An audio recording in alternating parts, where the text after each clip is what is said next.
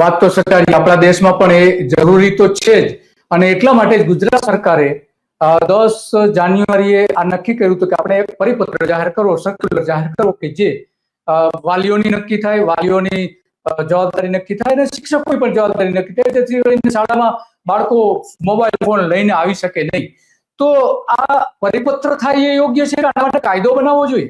નહીં, એટલે ખાસ કરીને ઓસ્ટ્રેલિયામાં તો આ લોકોએ આ જવાબદારી, આ બધા જે લોકો એપ્લિકેશન બનાવવા અને જે સોશિયલ મીડિયા સાઇટો જે બધી છે એના ઉપર જવાબદારી નાખી છે.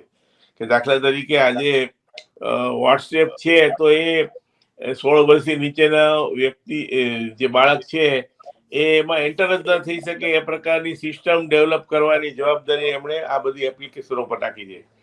કાયદાથી તો પણ આપણે જાણીએ કે જયારે કોઈ વસ્તુનો પ્રતિબંધ આવે ત્યારે ચોક્કસપણે પ્રતિબંધનો ભંગ કરવાની પણ એક લાલચ, એક મનમાં જિજ્ઞાસા હોતી હોય છે.